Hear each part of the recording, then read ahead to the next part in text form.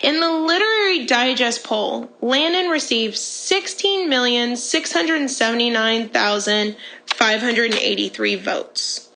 Despite the fact that the 16,679,583 is a large number, it can be counted. You can count up all of those votes. So what does that mean? Because even though it's large, it can be counted, and it is a finite number. It doesn't continue on forever.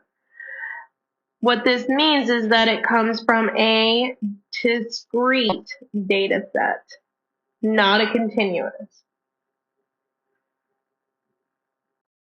For the next one, B, we have the volume of cola in a can of regular Coke is 12.3 ounces.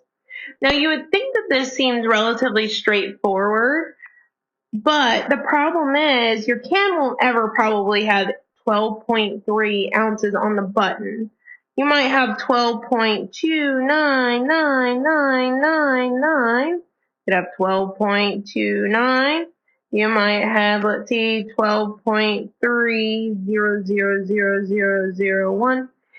There are so many different possibilities that we could come up with that basically round to 12.3 but aren't exactly 12.3.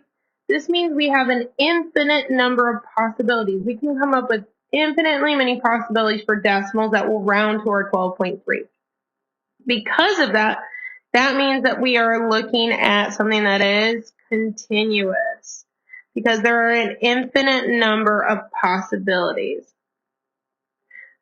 So there's an infinite number of possibilities.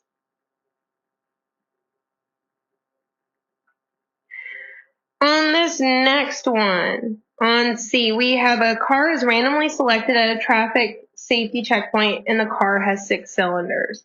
So when they're looking into this, they're asking how many cylinders a car has. Well, generally, I don't know much about cars, but I know there's 4 cylinders, 6 cylinders. I know there's probably 8, 10, 12. At some point, you have to stop counting. You can't have an infinite number of cylinders on someone's car. So what does that mean? It means that you can count them up. They are finite, which means that the number of cylinders on a car is going to be a discrete value, not a continuous.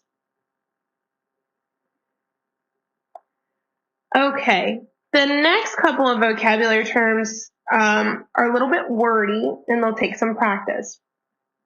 So I always kind of group the next, there's 4 vocabulary terms. I group the first 2 usually together, and I usually group the second 2 together, and I'll explain why.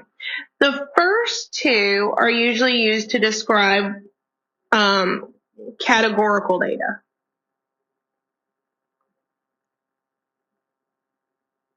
So things that are non-numerical. Whereas the second 2 are used for quantitative.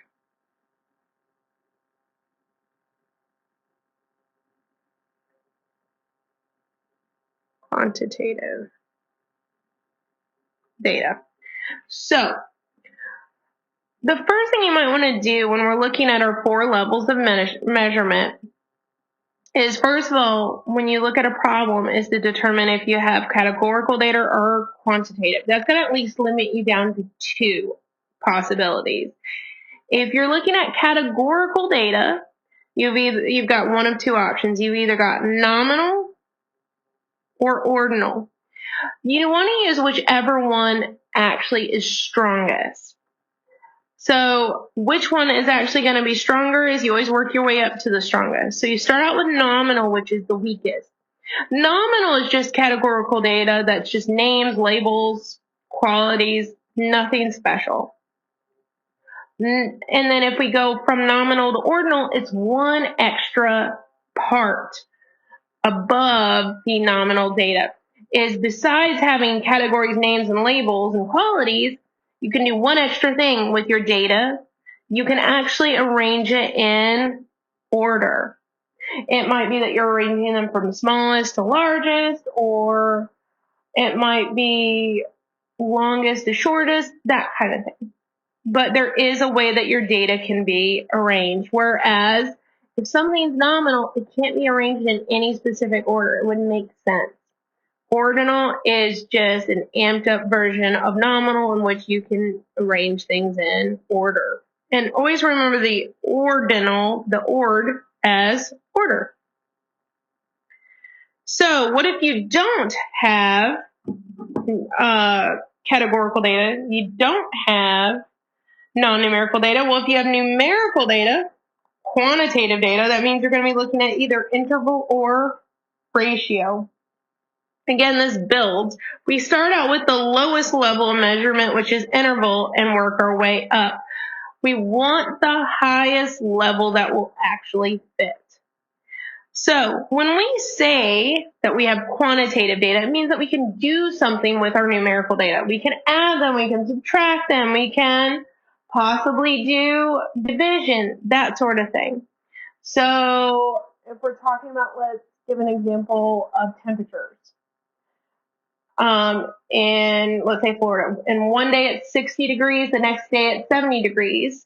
It makes sense. We can actually take the difference between those temperatures and say 1 degree was 10 degrees warmer than the other.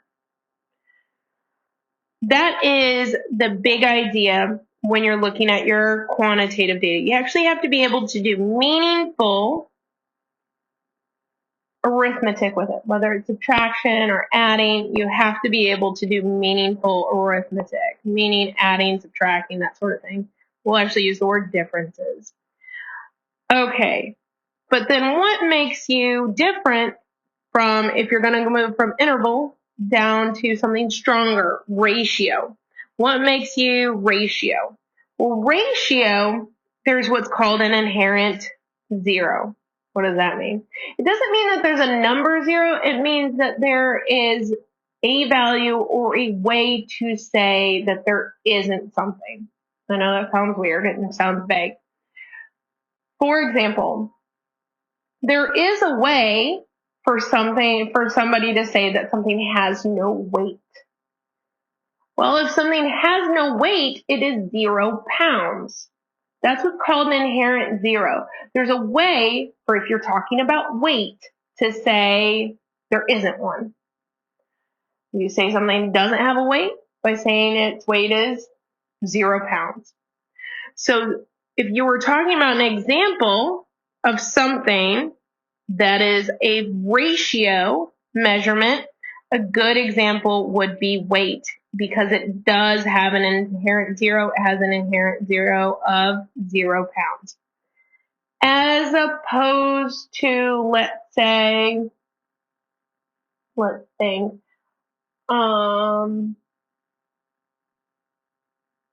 see, temperature. Temperature is a good one for to kind of see the difference between what's ratio and what's interval. Temperature, you would think, okay, well, maybe 0. But 0 degrees doesn't mean that there's no temperature. It means your temperature is 0 degrees. There is no way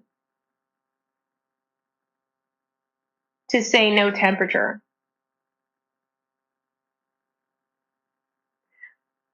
Because even 0 degrees means that you actually have a temperature, which means that there is no inherent zero. So what that means about temperature is that temperature is an example of interval, not ratio, because it doesn't have this thing. It doesn't have an inherent zero.